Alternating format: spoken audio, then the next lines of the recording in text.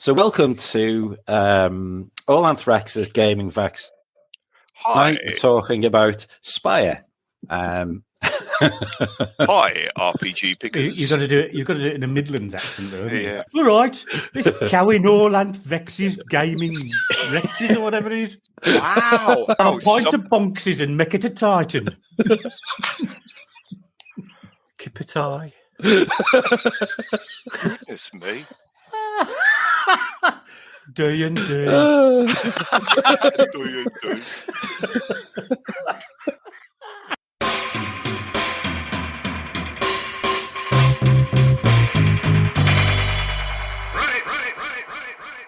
Hi, this is Steve, aka @AllAnthar on Twitter, and here are some more of my gaming vexes.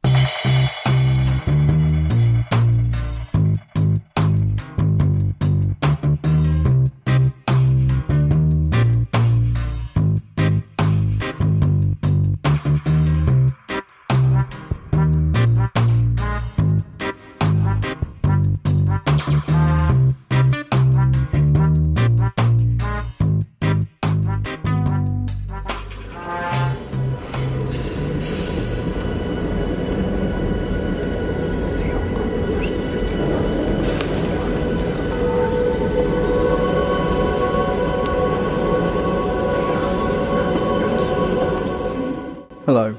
In this episode, we're going to be discussing the Spire, The City Must Fall RPG, written by Grant Howitt and Christopher Talbot and published by their company Rowan, Rook and Deckard in 2018. The game describes itself as fantasy punk, depicting the struggles of a downtrodden underclass against an uncaring and despotic elite. The game plays with well-worn fantasy tropes, as in this case, the heroes are the shadow-dwelling drow, whilst the overlords are the cruel high elves or Elfir who conquered the eponymous Spire many years before. The drow resistance is joined under the banner of the Ministry of our Hidden Mistress, a drow deity that has been outlawed by the Elfir, with cells of ministers, the PCs, tasked by their magisters with missions to weaken and break the Elfir stranglehold. Spire itself is a city soaring a mile into the sky, filled with a gaggle of strange and antagonistic groups, such as the Bee Druids, the Solar Paladins and the Morticians, but Spire also plunges deep beneath the ground, with neighbourhoods such as the Industrial Works, the Disturbing Grist, and finally Red Row, which borders on the Heart, a chaotic pit of horror from which monsters emerge to terrorise the populace. The core book itself is a beautifully presented hardback, with striking and evocative artwork by Adrian Stone that gives it a very distinctive aesthetic. It's been joined by a hardback supplement, Strata, as well as a number of softback scenarios and additional character classes. The world has also spawned a companion game, Heart, that deals with the residents of the Pit of Darkness itself. At the time of recording, Rowan, Rook and Deckard have launched an already funded Kickstarter to produce the second hardback sourcebook, Sin, providing yet more detail on the city, more scenario ideas and more character classes. A group of us got together in the latter part of 2020 to play a series of Spire. Some of us had been involved in the playtest of Heart, and I was keen to see if Spire could compete with the frankly bizarre stories that the Heart seemed built for. In this episode, some of the players joined me to reflect on our experience of playing Spire. Also, I was lucky enough to be able to persuade one of the game's authors, Grant Howitt, to come and talk about Spire, Heart and the upcoming Sin sourcebook. It was fascinating to compare and contrast our experiences in the city with those of one of the creators. But before we get into that, I had a call in. Hi Steve, it's Graham Kinniber here. Some of your listeners may know me from a few gaming forums, Discord channels and the like as Kinny Graham. Anyway, I've been meaning to send a message for quite some time, finally got round to doing so now. I just wanted to say that I do really enjoy the podcast. You're 12 episodes in now, I believe, and you're going strong. So keep up the good work. I enjoy everyone's contributions. Just about, not so sure about that Skies guy you've got on quite a lot, but yeah, everyone else seems dead on. So yeah, well done, and looking forward to more. So just on the subject of complexity, which was the topic of your last podcast, I thought there was some great contributions from the panel. Didn't disagree with anything that they said, and I think everyone seems to be in broad agreement that complexity is not necessarily a bad thing. I think a useful way of thinking about it would be to look at your game, decide what are the most common activities that happen within the game, assess how long it takes to resolve those activities using the rule set, and then the further judgment call is whether you felt that time was well spent, or whether it became perhaps tedious or repetitive for you. And I think if the answer to that is yes, then you've probably got a game that is needlessly complex, certainly for your own tastes. So just a final thought on complexity. Obviously, we're all looking forward to getting out of lockdown. That goes without say, and we're looking forward to getting round the table with our friends again and getting some good old-fashioned face-to-face gaming in again. But I'm just wondering, once we're that becomes routine again, I wonder if we'll miss some of the automation that virtual tabletops are providing just now. We're all getting used to systems now which will resolve an attack, generate damage, perhaps generate a hit location.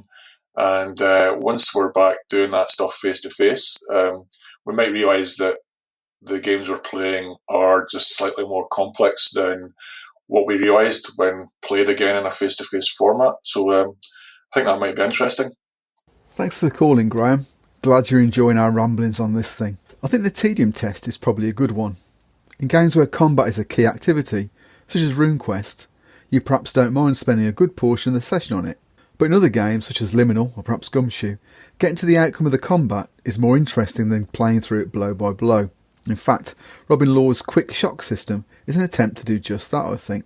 With regard to whether we'll miss the automation provided by VTTs, I'm not sure, but like everybody else, I'm very keen to put it to the test.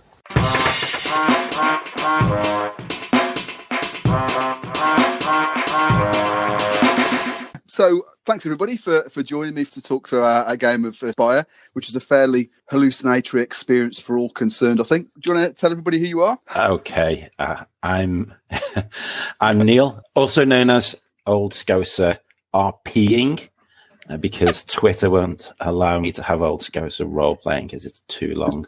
I'm Andrew Cowie, otherwise known as Dr. A. Cowie, or Dracowie, on Twitter. I'm Dave Patterson, at Dave Patters on Twitter. Hi, I'm Chris, Dirt the Dice, from the Grognard Files podcast. Excellent. All right, thanks, guys. The game also included Martin, so at mcookie123 on Twitter, but although he can't join us, he has sent his thoughts, and fairly detailed they were as well.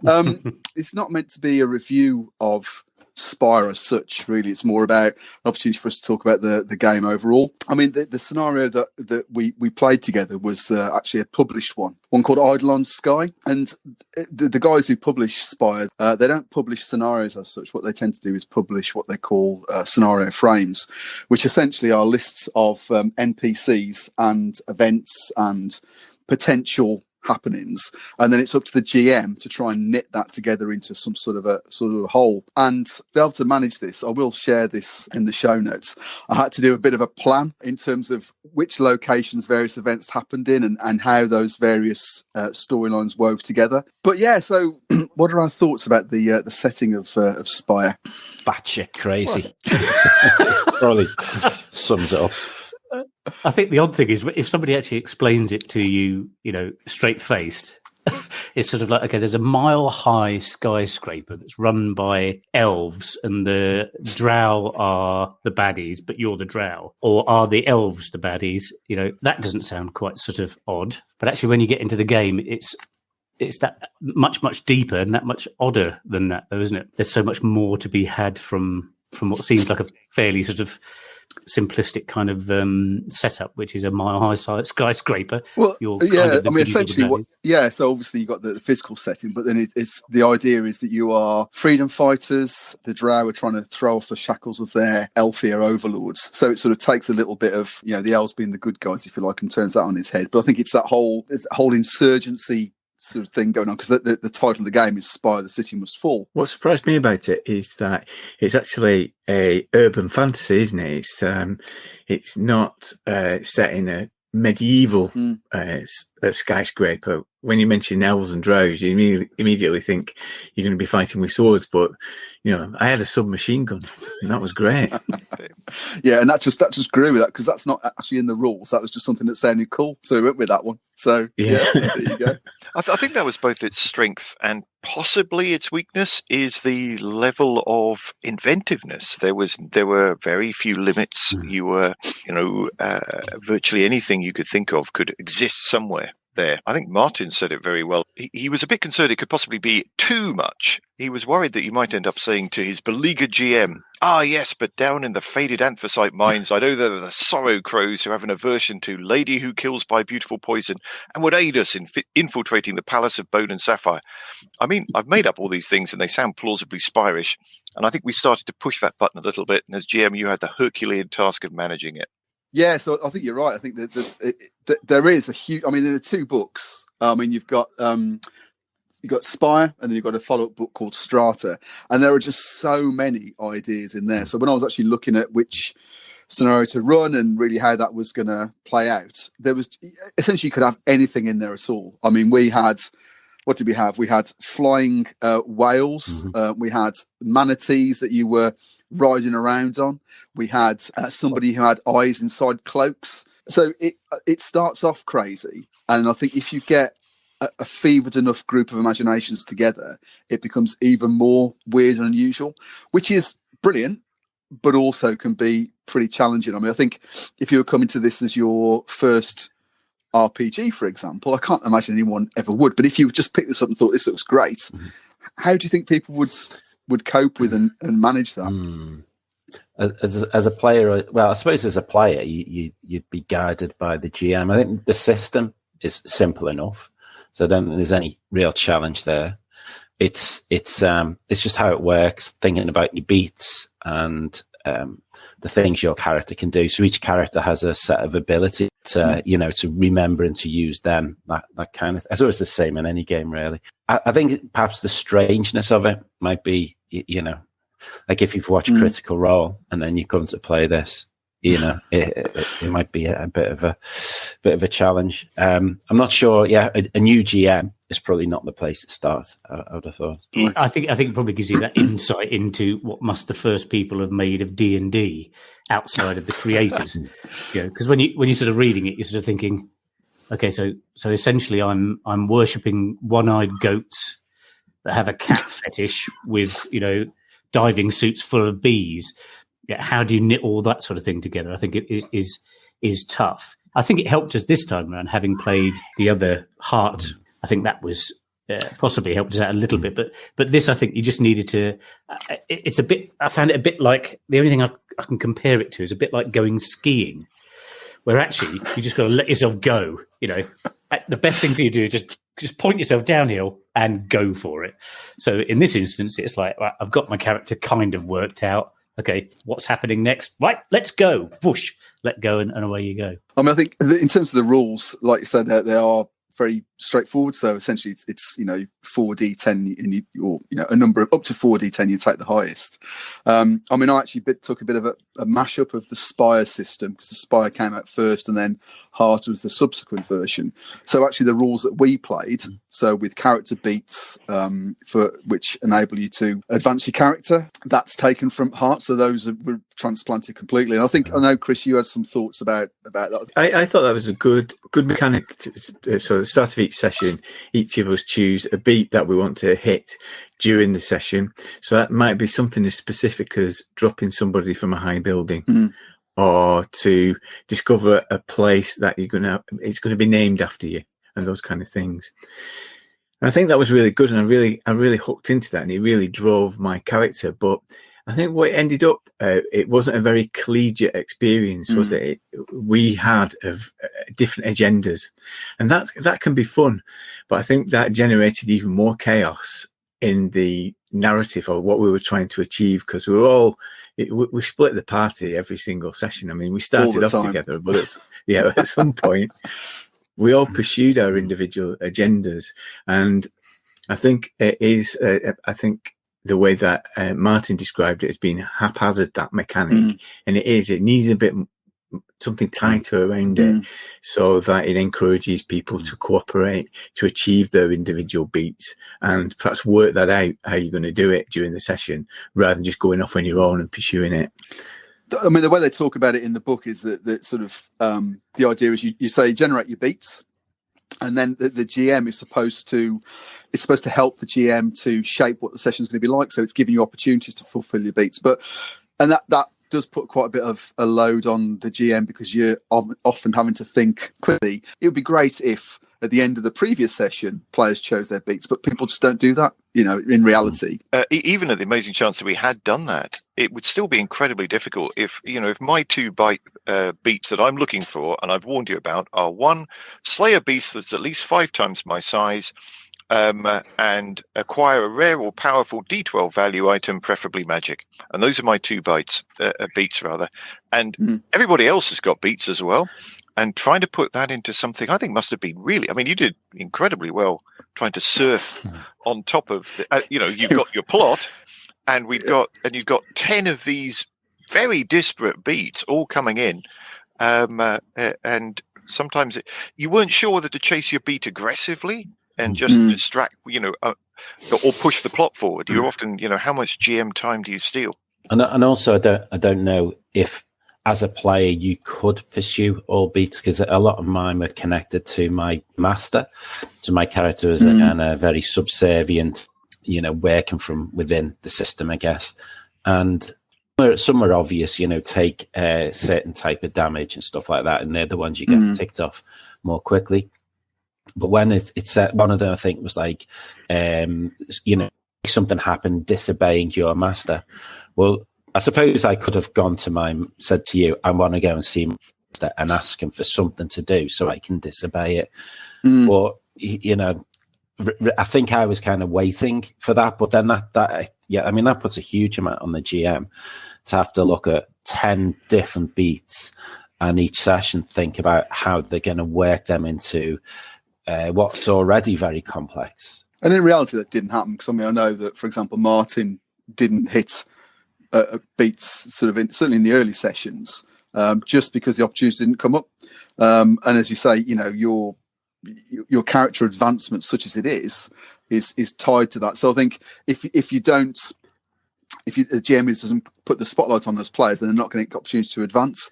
I think in reality, we played for 6 sessions. I think that's pretty much, that's the lifetime of a character, because really I don't think this game's set up for long-term play as such. I mean, you wouldn't expect, multiple series. That's my perception of it. I don't know what you guys thought. I think it's interesting because it's an unusual game, and because it's very much a sort of it's only a year, 2 years old. I don't know. Something like that. Yeah. I've never had the chance to play it with somebody else GMing. So my only experience is with you running it. And I think which is probably atypical, to be honest. Well, no, but I think that's the thing. I think the way that you run it, actually, it does end up feeling like, even though it may not be your narrative or storyline, you certainly still feel involved, because it's, I don't know, it's just really good fun. You're listening to what everybody else is doing, and it might just be that as a group of people, we seem to click and all kind of want to sort of have an unusual and different and fairly cinematic sort of storyline to follow. So it's difficult to talk about it without referencing against somebody who might be a bit more, I don't know, strict and very, very linear, as opposed to, prone to flights of fantasy. It did work because, Steve, as GM, you embraced the chaos, and you weren't trying to contain any of that. You kind of let us go with the things that we were trying to achieve. And I do think it does work, those individual agendas. It must have done, because we had a great time and a great deal of momentum to driving it. We were never stuck for anything to do. We were just no. We filled every hour, every second with incident and progressing our characters. So it was doing something right. It probably needs containing, trapping a little bit to finesse it. You're right, and I think sort of experience of playing Heart first of all. So we played the playtest of Heart, and that is really out there weird stuff. So I think when I came into Spire, I was sort of again riffing off that. So we started off at a pretty high level of craziness, really, if you like, or like I say, hallucinatory approach to gaming. But psychedelia. But I think. But again, you know, there's so much in the background that you can find, and it's a very permissive environment as much as pretty much anything goes. So you come up with anything, you can get stuck in. But then again, when you tie it back into a game, the actual rule set is very simple. One of the things that I found was a little bit challenging was around Fallout. I know Martin sort of mentioned that he struggled with combat being very loosey-goosey, and it was more based on, you know, scenes, and it was similar to, I think, Blades in the Dark, 'cause it's more about stress and, you know, that sort of thing. And I think the authors have already sort of alluded to the fact that although they came out at the same time, is it convergent evolution, or they both, you know, cross similar lines? I mean, what did you think about Fallout? I mean, so the experience of that, did it feel right? Did it feel like there was threat there, or was it just too easy? It was often difficult to know. I mean, I got the quirk of essentially I went a bit odd, and I became slightly anxious that people weren't real, and I had to touch them on the face to try and work out whether they're real or not. And that bounced between the two of us, and that actually became one of my, along with hitting things really hard, was basically my major character ability, was freaking people out by touching them on the face. And that was Fallout. And it was often difficult to tell the difference in terms of, you know, what makes a character more fun to play, the Fallout or the powers you get. So I suppose that can be a good thing. I was just going to say, there was a fair bit of rolling as well, isn't there? And because every time something happens, you take a bit of damage. Yeah. Roll to see whether you get major fallout, and I think there was a fair bit of that, which I guess it's no more than in any other game. But actually, I felt it seemed to me some of them were worse than others. You know. So when you get ones that start impacting upon like your -2 dice, and the most you can have is 4 anyway, or something like that, you know, those ones are quite debilitating.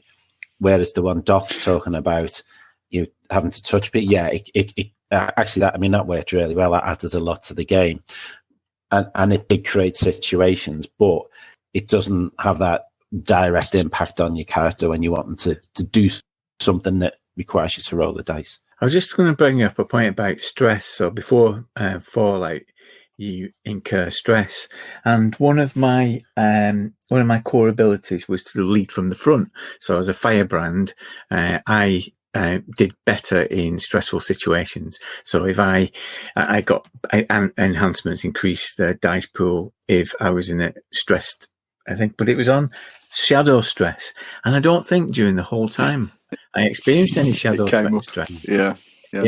And I was trying my best to make myself as stressed as possible, but I wasn't able to do it. I mean, one of the things that I struggled with was around so games like Scum and Villainy, or games like Blade in the Dark, where you have consequences. So you don't have hit points, you have a consequence. And I always found when I was running Scum and Villainy, for example, I just couldn't get my head. It was too much hard work to come with consequences. So this is almost like a halfway house where you actually got, you know, things built in. But I agree that some of them are much worse. Some of them are, you know, don't impact at all. So it's not, I don't think it even pretends to be a balanced system. So yeah, but it is quite, as you say, it's quite hard to strike that balance. And I think you just have to just go with it in most situations. So any thoughts about the system before we move on? It was a system of generating fun things to happen. It was, you couldn't, you know, I mean, being at heart a power gamer and minimaxer, you really can't do that with it at all. It's very difficult to work out what is the most effective thing to do.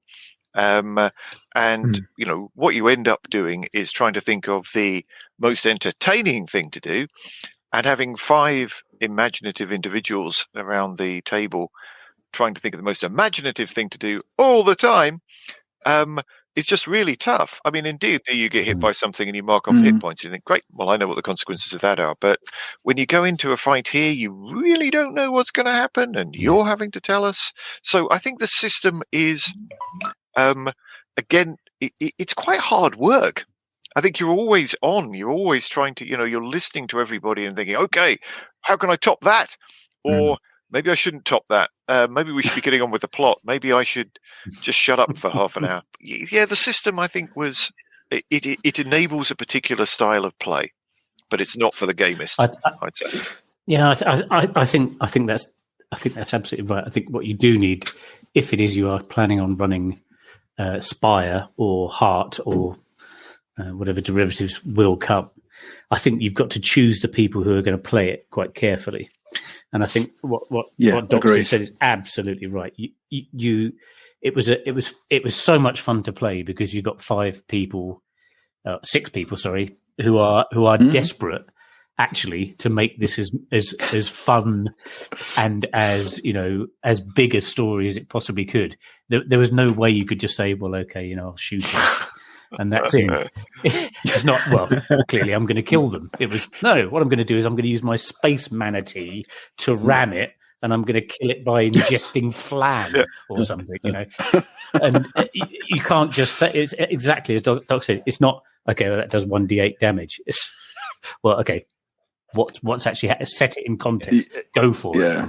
And actually that makes it very, very challenging. I think when we finished any of the sessions, I did feel quite energized, but also a little bit mentally exhausted. Yeah. And for you, Steve, it must have been an absolute nightmare because you've got to have the 5 combined insanities into one sort of gaming experience. So I love the sessions. I mean, normally sort of my online gaming sessions are about 3 hours or thereabouts. After about 2.25 hours, I was done in most games, and we actually finished the sessions quite a lot shorter anyway.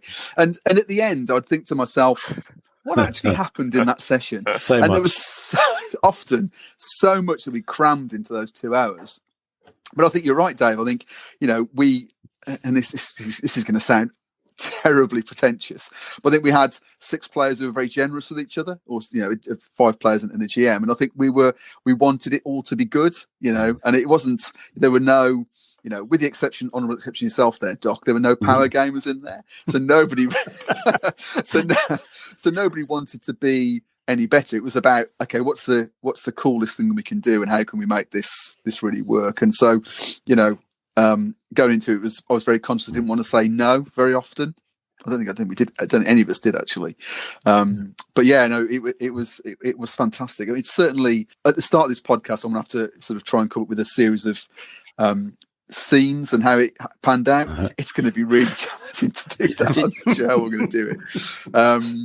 I just make one more point about the mechanics. I find this with dice pool systems that as players, you're trying to invent, aren't you, reasons to increase your ability. And the one that we struggled with in this was the domain one, wasn't it? So if you're in a particular domain, you only had certain skills that you could access to create your dice pool with. So in a strange way, sometimes that inhibited our characters and what they would do, because we're in a particular domain where we didn't function particularly well.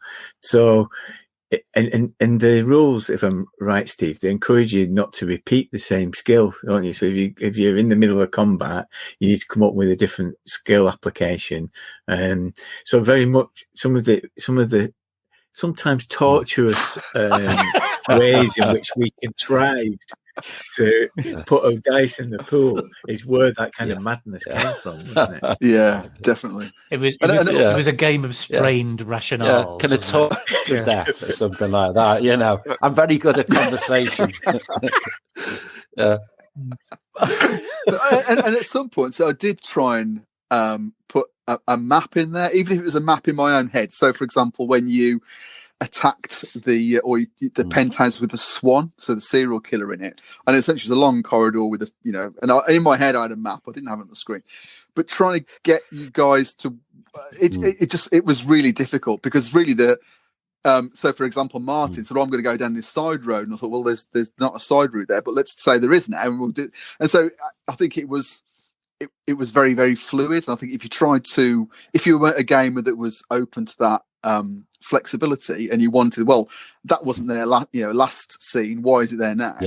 I think you'd really struggle. But I think it was very much like crest of a wave gaming, wasn't it? Really. So you just got on the top and tried not to, submerge. And I don't think in any of the sessions, I don't think any of us really sort of got crushed by the wave. I think all of us managed to get to the end of the session without. Really. Talking about maps there, though, one thing I did love was that map, the Spire map. I think that's absolutely fantastic. I think just that itself brings, when you first see that, I think that that tells you a lot about the type of game it is and the environment, and you can look at some of the labels on there, the places and the drawings, and and that in itself just really gives you that sense of place, I think.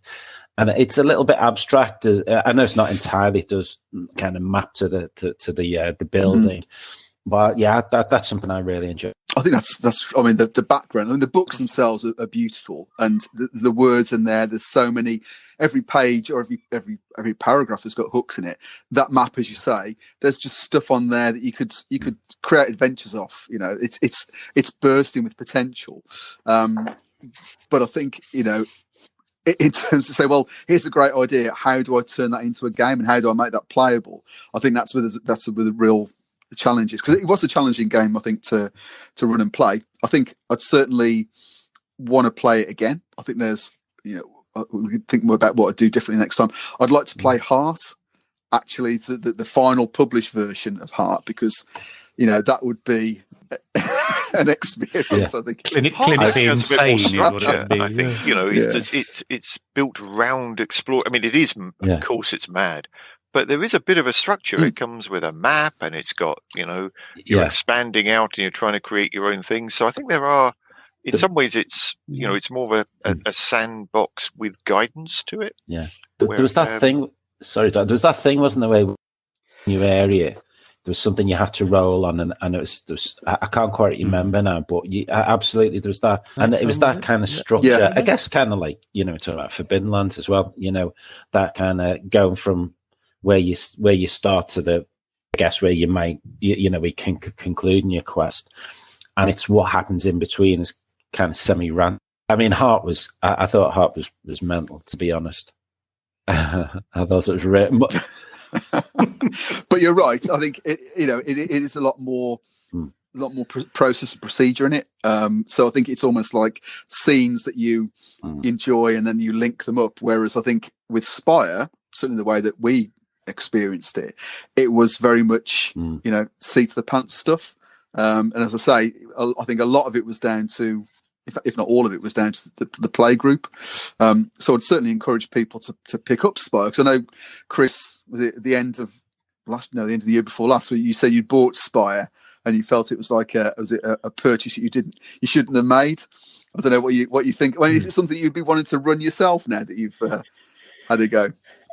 Yeah, definitely, and it's been requested that I do it because I've been sharing the experiences, obviously, with people I've been speaking to, and they find it amazing, that we've managed to pack so much in there. So there's quite a few people who are keen to play it with me. I think it was good for me coming in as almost like an outsider, because my character was a bit of an outsider anyway. The firebrand. Foxy, as we called him, Fox, the Fox, and your experience of playing Heart together was good as well, because it did a lot of foreshadowing for me. So the ghost of the adventures that you had in Heart were haunting this adventure we're having in the Spire, because I kept referring back to it. And of course, the characters that you played in Heart returned at the end, and that was a lovely piece as well. And that was good for me, because I did feel like a protagonist in an adventure where I joined this group of people. It's ongoing story. It is ongoing story, yeah. As though I was an NPC in your world almost. I think you're right. The experience of Heart was a little bit like the film Apocalypse Now. Except we were the mad photographer that Dennis Hopper plays at the end of it. It just blow your mind, man. I thought the whole thing was when we first started playing Heart, and then subsequently when we started playing Spire. When we first started playing Heart, I thought within about the first half hour, what on earth am I doing here? I have no idea what's going on. I'm used to making a moving and maneuver roll now. Where are my percentile dice? How many hit points have I got? And then, as we sort of talked about earlier on, eventually you sort of go, well, everybody else seems to be enjoying this. I'd better just kind of relax and sort of go for it. And I can kind of sympathise with you a bit, Chris, about the, joining in with that group, because it literally, once you just sort of said, okay, right, I'm going to stop all this sort of looking at my character sheet and wondering which attribute am I going to use next. And it was exactly what you were talking about, which was, okay, so I'm in a domain. I've got, this is what's happening now. This is what sorts of things could I do? Okay, I'm going to go and do something bizarre and just absolutely go with it. And I think that was the lesson from Heart was Spire was slightly more restrained at first, I think, because it felt a little bit more structured. There were physical buildings that you could influence, as opposed to map reading madmen licking goats or whatever it was. It started off really strange. It was like CSI Spire. We had a mystery to solve, and how are we going to solve it? Yeah. So, I think it linked together very well. The other thing I think we learned from Heart was, if in doubt, ask Steve, see what he says. Because, for instance, I was supposed to get a boat for one of my advances, and I got a baby sky whale. Because that sounds cool. So why wouldn't that's you? Basically what to look for. Yeah, definitely. So if you were to pick sort of one scene or one thing, one highlight for your character in Spire, what would it be? Well, I think for my one, apart from the various, and your character was Grocer, wasn't he? So I was Grocer, yes, who had the sort of the attributes of being able to turn pretty much anything disgusting into palatable meat and drink. Although that wasn't, oddly enough, I didn't do that once, I don't think, throughout the entire sort of game. I think the one bit for me was when we ransacked the presses and had essentially defeated the protagonist that we were sort of up against, or the antagonist we were up against, was then deciding, well, actually, do you know what? I'm going to kidnap him now. And as somebody said, walking into the pub like Mr. Orange in Reservoir Dogs, I've got a captive, and you could almost hear Jerry Rafferty starting up, couldn't you? Stuck in the middle, and that's when it all got really odd. So this all went weird from that point. Yeah. Yeah, that was a great scene for my character. So I was the firebrand, and I kind of modelled myself on a kind of a rock and roll star, and sheer white with red hair and shirt off. And one of my abilities was to raise a crowd. And I think, as Doc was saying, we were doing a CSI mission, trying to investigate what was going on, and we were interviewing these ink hearts in the local pub, and we set up some NPCs. And then I think you described the torch as the Daily Mail of the Elfia world, and that was a trigger for us to say, let's take it down. Let's do what tonight? Yeah, let's do it tonight. So whilst Neil's character was infiltrating and doing it the correct way, as a clandestine and sneaking around, little did he know that a crowd walking outside with firebrands and torches and flags. I remember one scene where Foxy was standing on top of the presses, shirt off, sort of ink, and just sort of basically screaming at the top of his voices as this place was burning down around his ears. That was pretty good fun.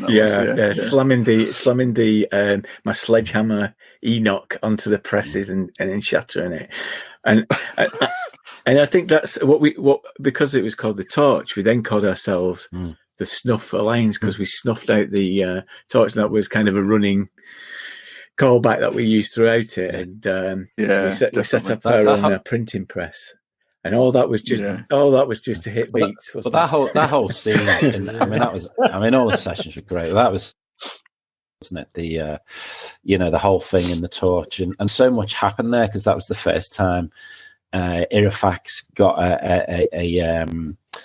to spy the antagonist, without giving too much away, and and just the way it was woven together, and it was all fleeing at the end and things kind of still going wrong and whatever. But it was just fantastic. It was a great session. As I remember, Neil was going back to that previous one. Neil's job was to infiltrate it. We were all bored and decided to set up a distraction. And that's where that all came from. And then all the bad guys descended on us, all the tough guys, and my job was to stand in front of them and try and stop them killing Foxy. But so I did a lot of that. I did a lot of I felt I was attempting to absorb all the badness that we were sucking towards us. But I think the thing I probably remember the most was after I'd taken that fallout, there were a couple of times where I felt I was role-playing like an absolute champ. And, I'd really got myself into this great position. And then he'd sort of look at me, raise an eyebrow and say, you sure he's real? Sure he's real? And I go, yeah. He said, I don't think you are. And then all my brilliant ideas would just sort of descend into, how am I going to touch this guy on the face without ruining the entire scene? And that just... It kept happening. I kept setting it up, and your eyebrow would start twitching. So every time your eyebrow started going, I think, okay. Yeah. Now you got to play the crazy man. Yeah.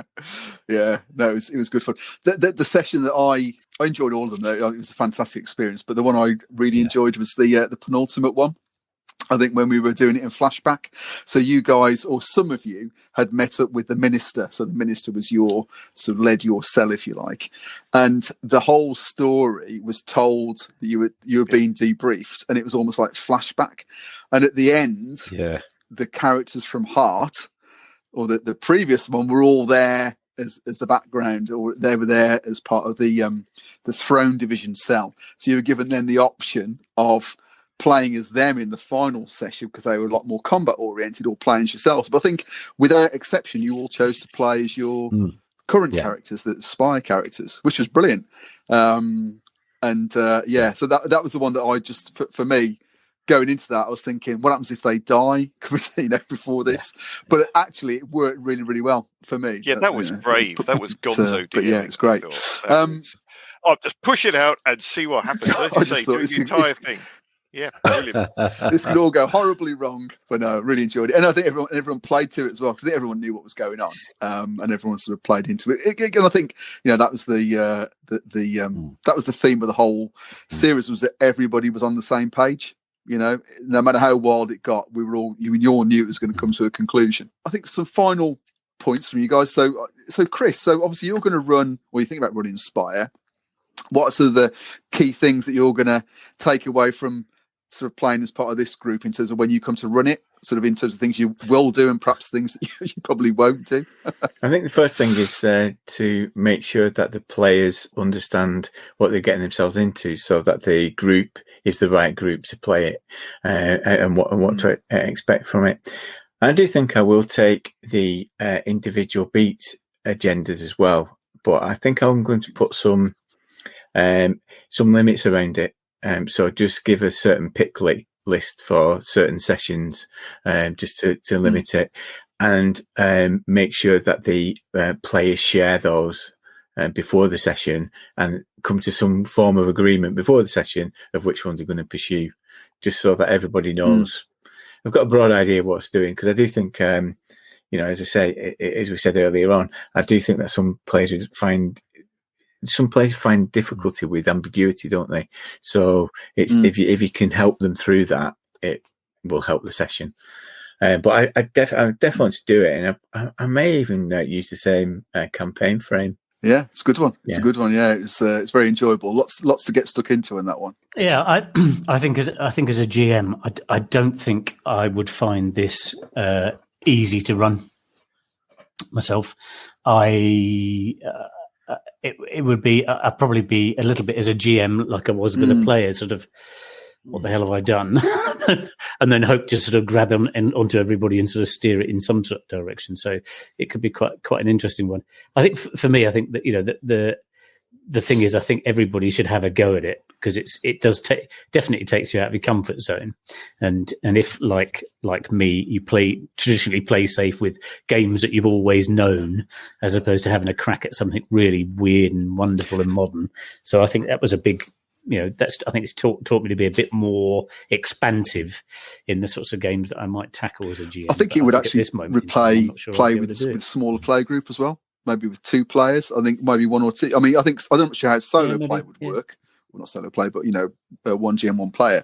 But I think perhaps 2 play. I'm not saying you should do it, but I think it would probably work quite well with that because you'd be able to do small I'd worry about that. I think that'd be a lot of weight, 2 people, because I mean, so I agree with you. I think maybe 5 was too many, but I think maybe 3 might work out well, because I think if you've only got 1 or 2 and you're just trying to keep all these balls in the thing simultaneously, I think the fact we bounced off each other was really quite helpful.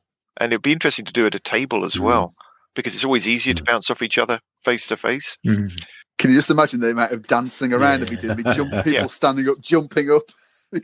I'd have to gym the whole thing standing up. Would be great. we need a performance space. Only really.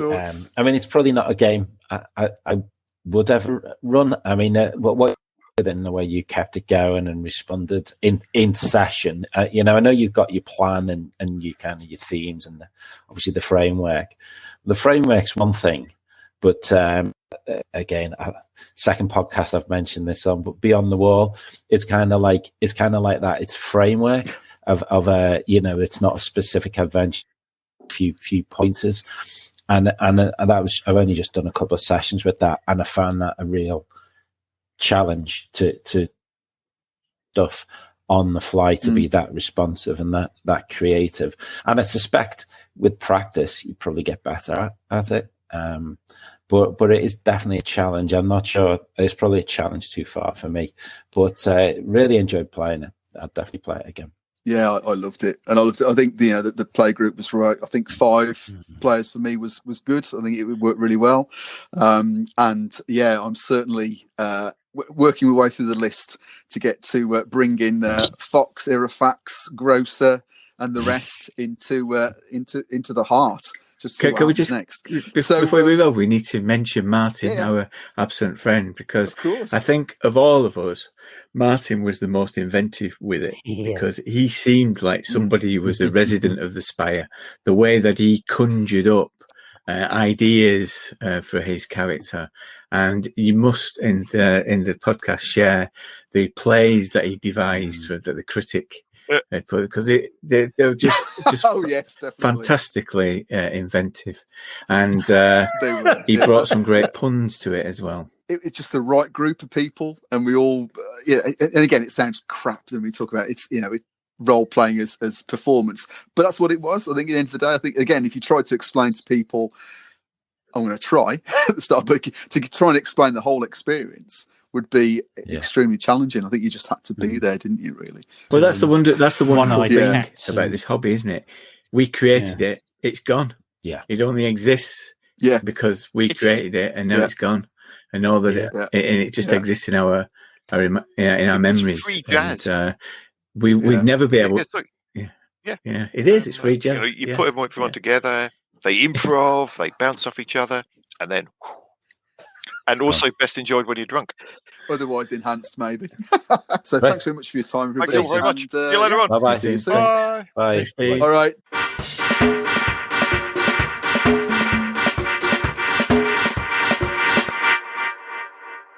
Okay, so welcome to Grant Howitt from Rowan, Rook and Deckard.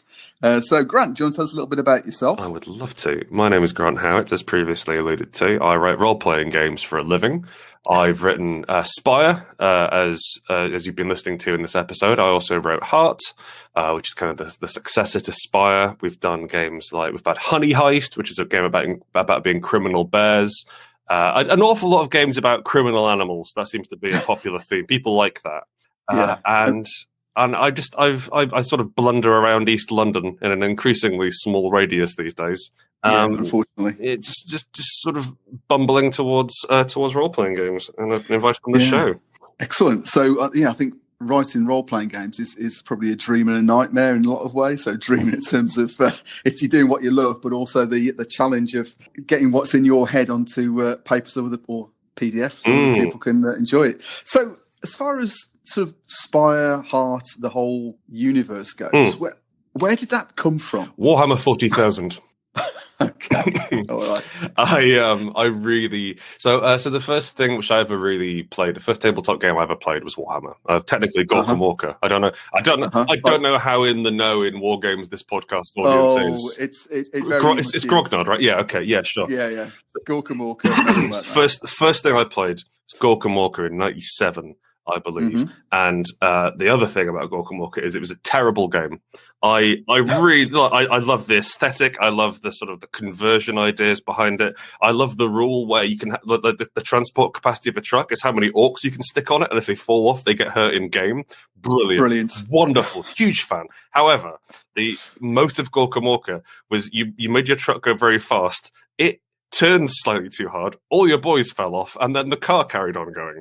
And so there was an awful lot of running around after you. It was like if someone comes to pick you up in a car. Carry on 40k. Yeah, there you go. Yeah, it's like if someone comes to pick you up in a car and they just sort of accelerate maybe like 3 meters down the road when you reach for the door. It was that, but in a tabletop game. Yeah. So I started with that, and I've always been really, I've always really admired the setting of Warhammer 40,000 just for the ridiculousness of it, the audacity of it, how big and grim and final everything is. I think it was really fun. I played a lot of Dark Heresy when I was just after university, and I wanted to write a game because I felt that Dark Heresy didn't do the things I wanted to.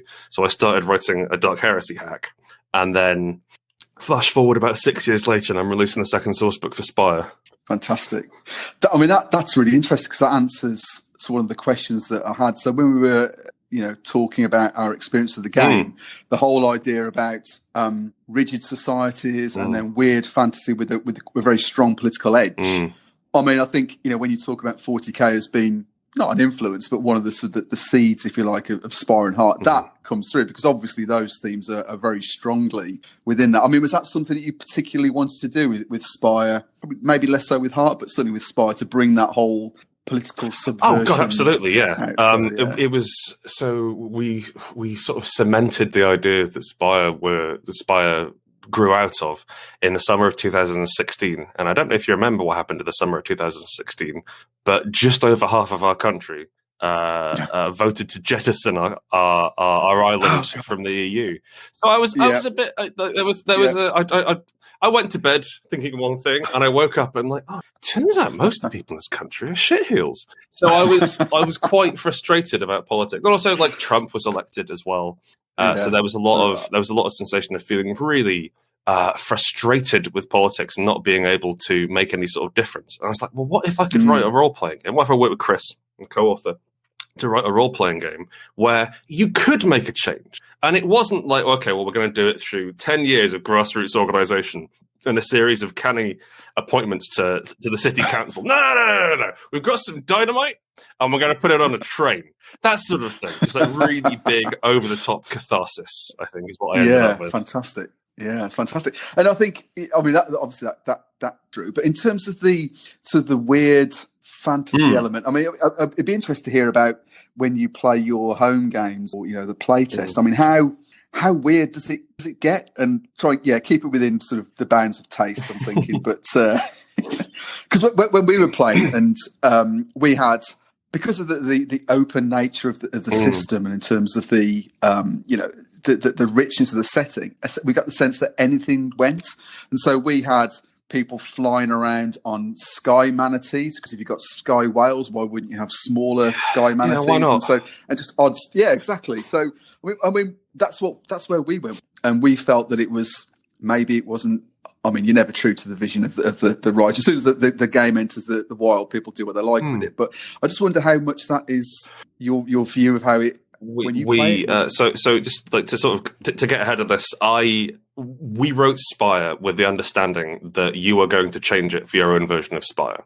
There are going to be different styles of I think the biggest thing which we have is what are the high elves like in your version of Spire, and then everyone has a slightly different brand of what they're like. Some of them are really sort of clever, some of them are stupid, some of them are evil, some of them are simply amoral or alien, and there's lots of different ways you can approach it. And I think especially with Heart as well, when we wrote Heart, we wanted to make the idea of this world doesn't exist until your players and GM go and interact with it. We wrote that into the fiction itself, so the heart grows around the explorers as they go down.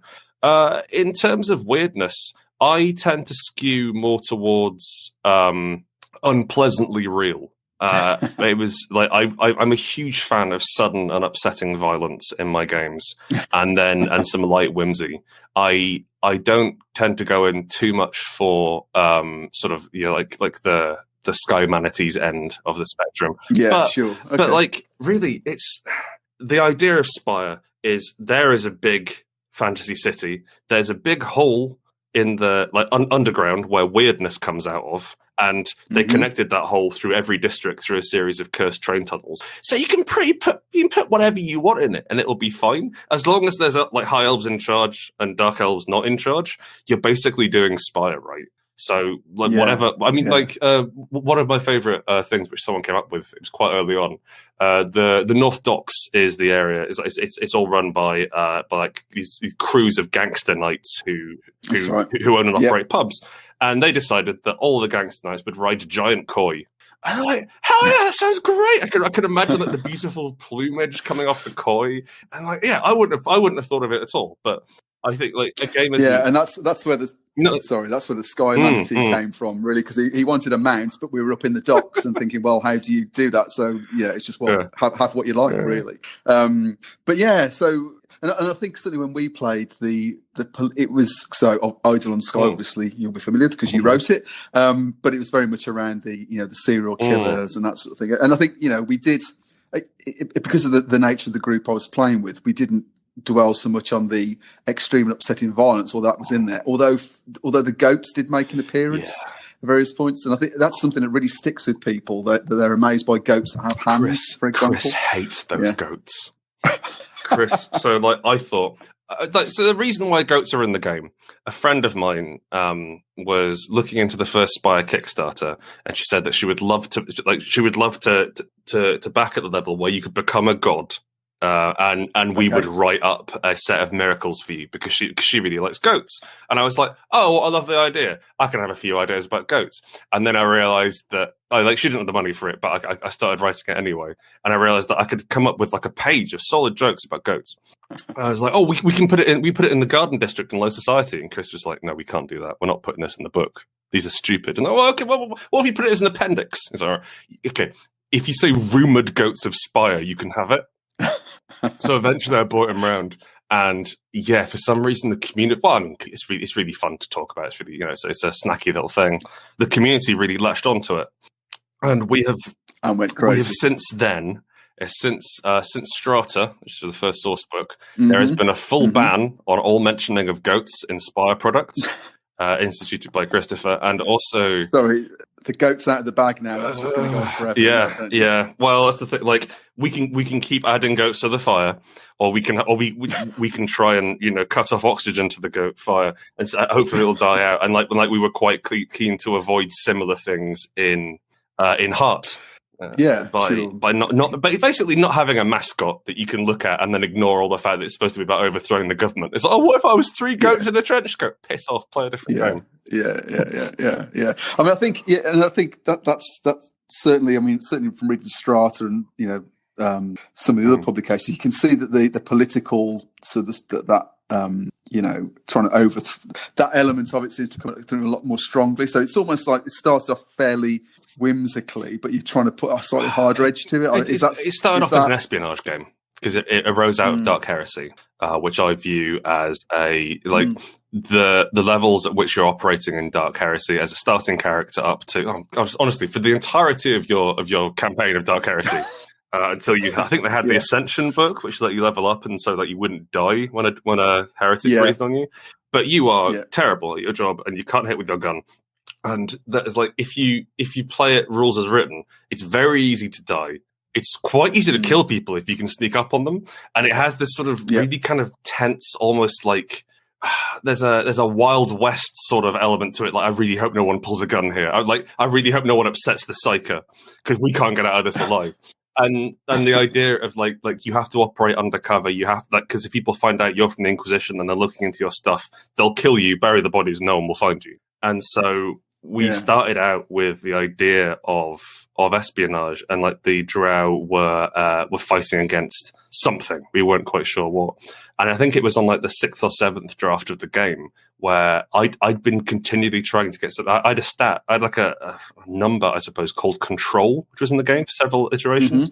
And that was so one of the things which really interests me. I find small unit tactics really interesting. And I find the idea of, okay, so how are 10 people going to fight 300 people? It's like, well, we're going to fight 4 of them at once as hard as we can.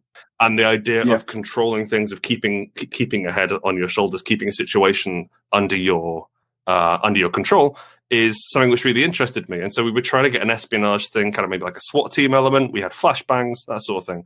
And then we realized that all this espionage wasn't for anything. It wasn't really doing anything. You were just sort of serving your masters. And it was then that Chris had the idea, what about revolution? What if we were trying to overthrow something? And so we were able to pull some of that back. Like you can see all of the minister of our hidden mistress advances they're quite spycraft. There's secret communication. There's passing as someone else. There's protecting a room or keeping someone trapped in a room. And like there's even one like to brainwash your political enemies. You can do that. That's right. And so the political side of things, I think, like as I've grown up, I've certainly become more comfortable with it. And like we have an All Cops Are Bastards box out in Sin. Like we are people are not evil. Systems can be evil. This is an evil system. Go set it on fire. We've had a great deal of new writers come in as well to touch on that, and it's been really cool. So obviously the game's been out there and been obviously as successful because and it's obviously something that you're expanding and uncovering more of as you go forward. So in terms of you talked about the player community already. I mean, do you get a lot of feedback, or are you getting a lot of sort of ideas from them as well, or has the direction altered based on what those player experiences have been like?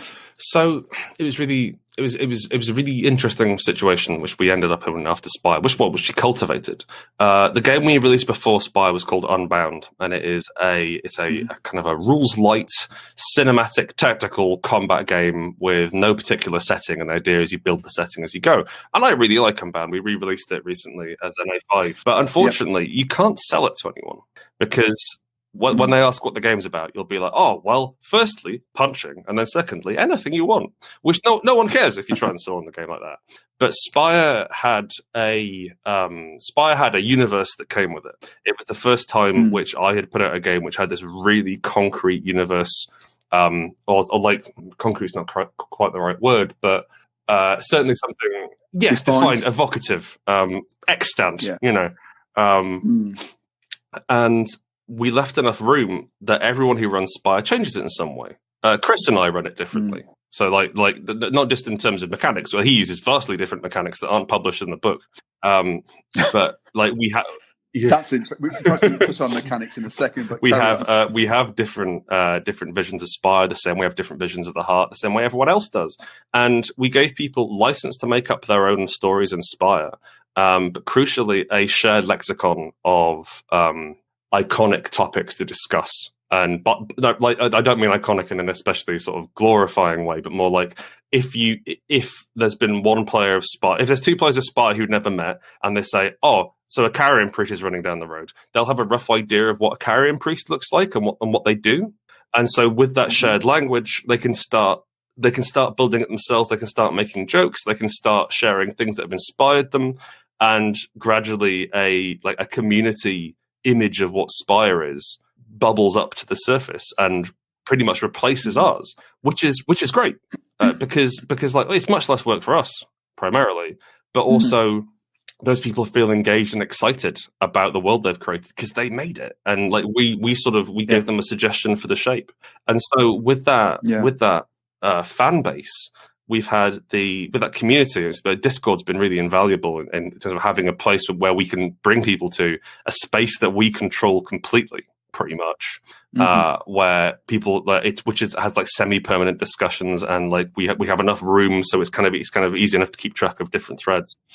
I'll put a link to the yes, Discord in the show notes. The playtests, which we were able to do for Heart. We were able to do playtests off Heart because we had that following for Spire, because we're able to tap into that and like the understanding that this is a thing that exists. The people who wrote that thing you did this new thing. Can you play it for us? Which made Heart a much better game and a much more popular game, even before it hit Kickstarter. We hit a tipping point with that level of support. So the next thing which we release, the next core system we release, will have the capacity to be much more thoroughly tested to one, from a quality control point of view, but also just to get people excited and enthused about it, so that when we do go to crowdfunding, they're there shouting about the games. Because you obviously touched on the fact when yourself and Chris run the game, you do it differently, and obviously the system is light, so that makes it very accessible, which is good. Do you concern yourselves about balance within the games? And also, you talked about Chris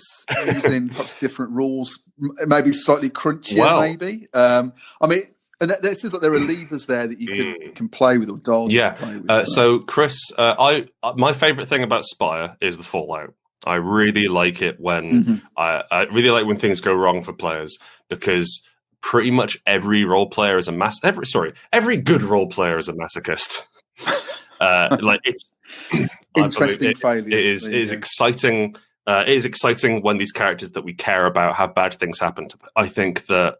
And a lot of the best moments in my games have come not from critical successes, but from when these fallouts have stacked up, when interesting things have come together, when characters have come together to solve problems. So I want as much fallout as possible. So I use the rules as written in Spire, which counts all the stress tracks together as one track for terms of determining fallout. Whereas Chris doesn't like making decisions very much, and like he'd much rather that the players just talk to each other. Or like maybe he got an NPC that he liked and was able to talk as their NPC for half an hour. So he treats all the stress tracks separately. Each one like rolling the fallout, checking against solely the most recently accrued stress, which for me is far too slow, and for him works perfectly. And I believe actually, I think we stuck that in as an alternate rules box out in Spire. Now I think about it. When I played the game, I actually sort of mashed Heart and Spire together, so I put the character beats from Heart into Spire, just because that was a very interesting way of advancing characters and a little bit more codified. So probably I'm more on although I'm perfectly happy with quite a sort of narrative system, having and some structure helps, because I think in a game which is anything can happen, the load on the GM is incredibly high. God, it's exhausting running Spire. That's the other thing. Yeah, so I struggle with Forged in the Dark type games, because the consequence can be whatever you want it to be. So I love the Fallout in as much as it's a little bit more codified, but I found, again, as you say, the GM load was vast. So like normally after 2 hours, that 2 hours had been absolutely jam packed with incident and event and hilarity, but everybody, players, myself, it absolutely happens. So. I think like it's something to do with the way that I write games. Almost all my one pages as well. If you try and run those for longer than 2 hours, you start to burn out, and it's like you can't sustain the pace of that stuff. I was raised on a game called Wushu, which I don't know. It's not very popular, which is a damned shame. It's by a chap called Dan Bain, and it doesn't have a setting or anything. The game is the core mechanic is you roll the d6 under your stat, and then for every additional detail you add to your description, you grab another d6, and they all count. And you have you have a dice cap between 3 and 6 details depending on how climactic the scene is, and basically it's pacing. But there's no sort of like, I'm going to try and jump across this gap. Well, hang on, how far is the gap? Well, 7 foot there. Oh, I'm going to roll. That's DC 14. Oh, hang on, but what about the wind? Oh yeah, the wind is blowing us up. DC 17. Oh no, okay, no, I'm not going to bother rolling. I'm just going to stand here. And it's like I jump across the gap, pull out both my guns and shoot a love heart into the window and fly through the plate glass and land on the vampire and say, "Sucks to be you, buddy." And that's 4 dice. Go, fine, whatever. It all happens. And so much of Spire, so much of the games which we make is like, yeah, okay, go. Yeah, sure, do it. We've got 2 hours. Like, we try to say yes to players as much as possible in terms of, yeah, go on, do the thing. We're not trying to so much of D&D, so much of traditional role playing is you see all these cool things at levels like 14 and above, and no one ever gets there. Yeah, no one ever gets to do that. And so to hell with it, go do it first level, and then play a different game. Yeah, I mean, personally, I sort of tend to bounce between games that are quite, I don't know, high level. They're highly specified, so not Dungeons and Dragons, but probably something like Forbidden Lands. I don't know if you played that, but so that which is pretty highly specified, because it's great because you haven't got to, as long as you know the rules, it's fairly straightforward. I'm very impressed with everything Free League have put out, to be honest. In terms of being able to understand that core mechanic and then complicating that as much as you want. And then I bounce towards far more narrative games, like say Forged in the Dark. It's not too much. I just find it too exhausting. Whereas I think certainly Spire and Heart are a sweet spot for me. But it's got a cost that goes with that. Say you can only manage a 2-hour session. You've had it. And I think you need to recognise that up front, don't you? Really, when you're starting to play. I mean, what's really coming across is you've obviously clearly got an ambition for the games that you're talking in this particular universe, this world that you've created in Heart and Spire. So we do, Kickstarter coming up. So which is the second sort of source book for Spire. So what's that about? What's there to get excited about from a the people's favourite part of Spire, from what I can tell, is A, the classes. So we've got more of those, and B, the setting information. So we've got lots more of that. We've also put in a few scenarios. Strata, I feel personally that we had too many scenarios in there. It was kind of heavy at the back, and it meant that not everyone could perhaps use and enjoy all the scenarios. We had wonderful scenarios in there, but for me as someone who reads and writes role-playing games, I think it's more useful for me to have setting information than it is a pre-written scenario. We've got we've boiled it down 3 cracking scenarios, but we've got loads of setting information in there. Some of the bits which were best received in Strata were the high and low society sections we had, which is basically a series of ideas and like horrible jokes. And so we've done that again. We've got in a bunch of new writers to work with it. Like we had a load of different writers for the scenarios in Strata, and this time we've brought them in. We've handpicked people who we thought got it. I think we weren't necessarily interested in whether people were experienced or whether or not they had loads of publishing credits to their name, but more whether they understood what Spire was. So the chap this is a chap called JP Bradley, who has the only writing credit he's had before is for us writing one of the scenarios in the mission book. Sorry, not mission book, Shadow Operations. Yeah. And something about the way that he writes is like, well, he understands the North Docks perfectly. He gets that. He got the tone of it. And so he's not the most experienced writer, but we're like, well, okay, we need someone who can understand this and then impart that to the reader. So we hired him to write the crime section. And dude, he's got a full page of pub names, all of which are jokes about genital. It's great, because that's one of the things that really came out in the other books was having the charts in there. So just things to roll against, almost like an old school aesthetic, in as much as having charts to roll. And it really helped me as a GM. So having a chart of pub names involving genitals to roll against, it's dream come true.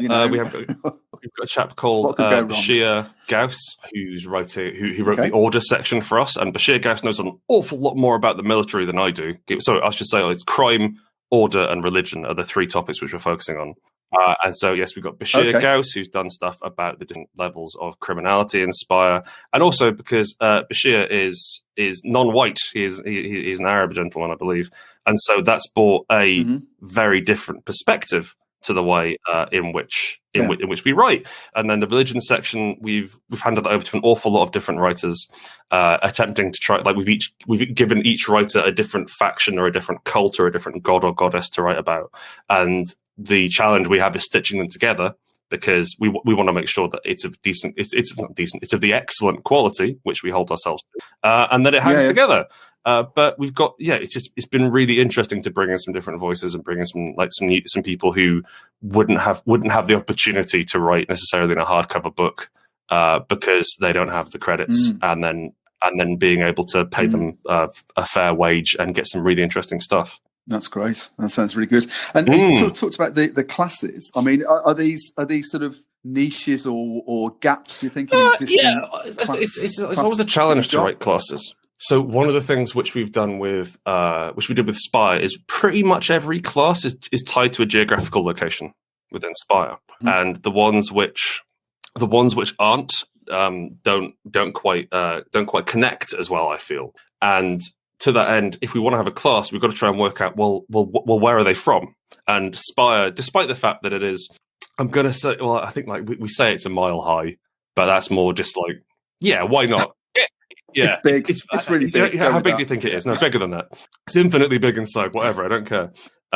It's quite difficult to put an entirely new district in, so we're limited to like now we've got this established. Now we've built the walls. We have to try and work out what we've got going on inside. And like like we can move the setting on. So like say for example the Inksmith from Strata. That was us. That was sort of me and Chris thinking like, well, we're really into pulp fiction. We're really into like purple prose and hard-boiled detective stories. What if that was popular in Spire because now they've got the printing presses? And so we were able to take that and also sort of talk about, well, what is literature doing in terms of a broader audience? What if novelization was magic? What does that mean, and how does that reflect society? And the two classes we have coming up now, there's one which is the Mortician Executioner, and so they've already been referenced in Spire. They are the it's a joke I kind of regret making, which is that it's illegal to kill someone in Spire, even if you're the state. But if you declare them legally dead, you can correct the oversight with a gun. Yeah, it's a clerical oversight. That's right. And oh man, because these guys are technically clerics, so I could probably use that joke at some point. I haven't put that in there. So the Mortician Executioner is like we had them back in the first draft of Spire, back in the first draft of the core game, and we realized that like they're a bit like cops, and also they were a bit in charge, and we couldn't quite get the handle on what they wanted to do. Like they were another combat class, and we've already got enough things about fighting, so we ended up shelving them and sort of shuffling out their abilities elsewhere. But we've come back to it now, and I'm really happy with the way that it's developed, because we've got declaring someone legally dead opens up a lot of really interesting gags. Like, so like their core ability is declare this person dead, and then some of their low abilities are like, if someone's been declared legally dead, you can talk to them using a Ouija board, which is very confusing for them. But not directly, even though that's the thing. You can talk to them normally. That's absolutely fine. Like you can go and speak to them, but you can now, because they're legally dead, distract them during a fight with a Ouija board or a pendulum. We've got and like there's various things like you can make paperwork dry up for them. You can have like their stairs license is no longer working, and so there's kind of like what we got to do is use that to talk about the idea of personhood in the state. So it only works if the person is a registered citizen of Spire. Otherwise, that doesn't work. And so, like, they can start using the city against them. We can start saying what is a person, what isn't a person, what sort of discussions does that raise. But crucially, it's still a fun class. How dorky and strange can we make Judge Dredd? The second class is what was called the God Hacker. Again, an initial draft from Spire, which we couldn't really work out. Didn't work. The God Hacker is now the Gutter Cleric, and the Gutter Cleric. They sort of acquire miracles from, let's see if I can remember the wording of it, forbidden, dead, or merely unpopular gods. And it's all about, like, they've got this interesting blend of, they get religious magic, so it has this flat stress cost off a dice, but you can choose to amp it up and get a more effective spell out of that. And they allowed us to come up with a load of different gods, and we talk about like the old gods of the Elfir because they're forbidden. We start getting into like the high cosmology of the universe around the high advances and things like that. And so it's been fun to give us a means to play in like these non-traditional, these parts of the setting which we haven't focused on a lot before, but in terms of rules rather than just having a fiction to go with it. Yeah, I mean, it feels like obviously it's almost like you're uncovering Easter eggs, so things that you've picked up in the first, that Inspire and Strata, and then as I say, you can see that you're trying to play with those. But it's interesting that in a game which is essentially very light on systems, so 4D10, it sounds like you're quite keen on putting subsystems in there as well. I must say that there is I loathe subsystems with a passion. Like everything, as much as we can, everything uses that roll 4d10 as much as that's like it's it's kind of a Benoit of mine. So the level of complexity you've got in the rules is essentially that's what it is. It's never going to be. Yeah, I mean, I must say it's really hard to write. that's the other thing. The simpler and cleaner a rule set is, the less room you have to maneuver. So yeah, it is quite difficult to have. Oh, I guess it means you do slightly more damage in combat again, because in Pathfinder, I guess you do slightly more damage in combat. I can think of 10 ways off the top of my head to do that in Pathfinder, but not in Spire. And it's a challenge that we found ourselves with. But I think it's one I'm happy to have. Yeah, no, it's interesting. So it's always hard to write, but also more rewarding, but also probably more challenging to play, but hopefully equally as rewards as long as you can do different things. So obviously it sounds like you're exploring both within Spire, the fiction, you're exploring it, so the story, and also in terms of who's contributing to that.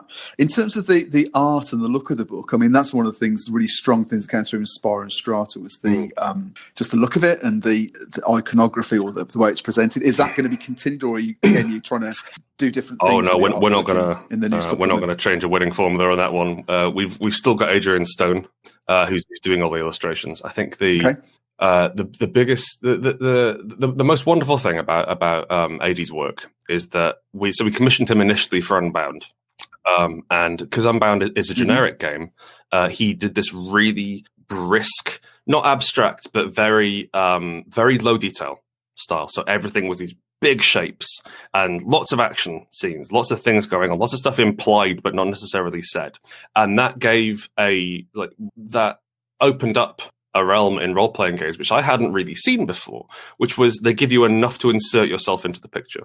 And for Spire, which is a game kind of about heroism in a sort of no one knows who you are and you'll die unremembered heroism sort of way, but there's this desire, I think, to put yourself into the role, and AD does that beautifully with his art for Spire.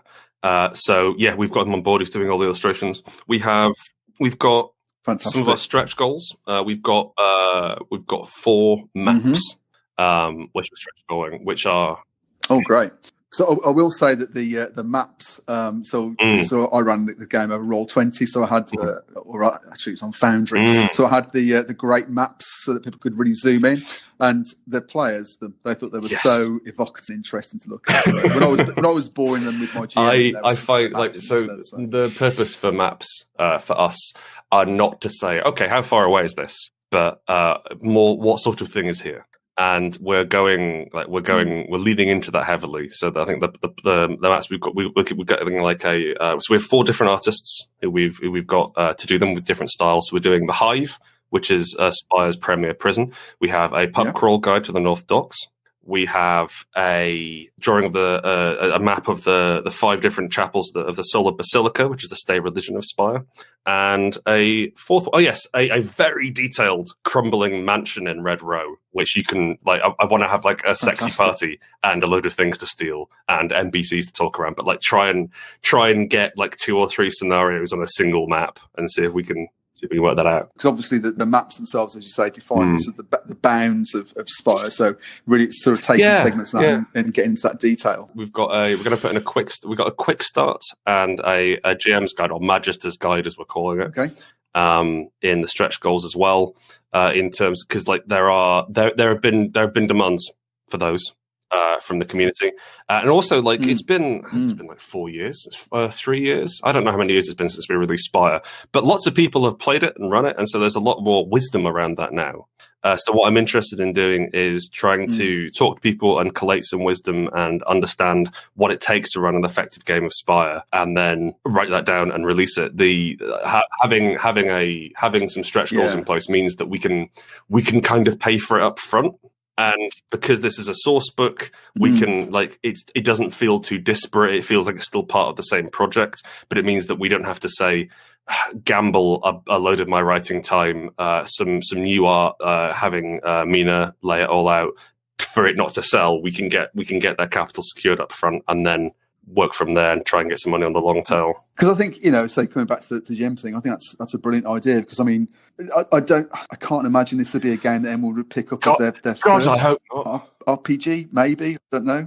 But I mean, certainly one of my players said, if you came from Critical Role, certainly to the way I run Spy, it'd be massive culture. But maybe having a GM's guide would open it out and make it a little bit more accessible for people are perhaps more used to traditional. Absolutely, and the quick start as well.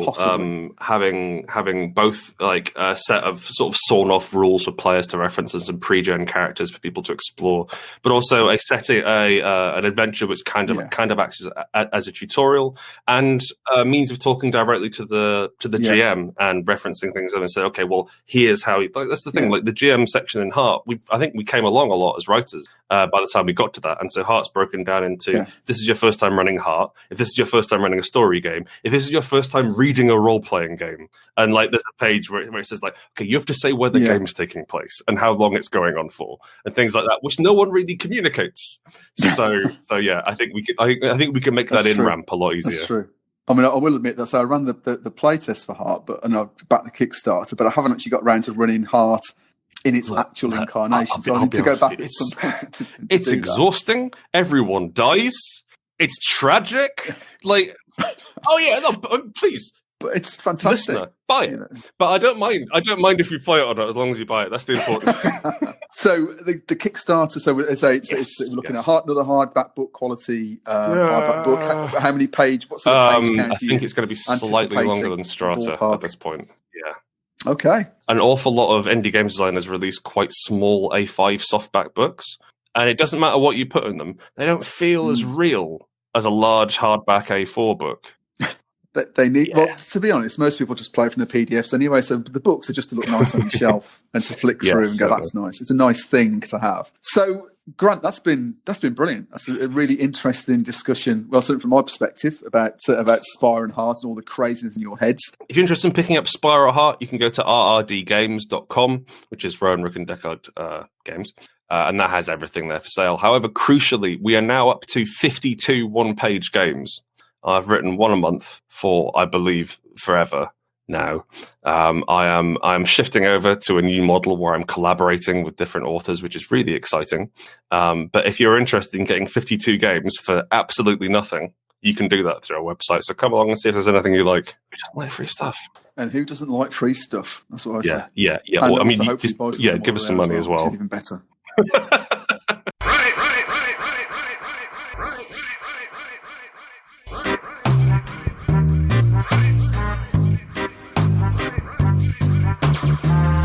Thanks for listening to another exploration of my gaming vexes.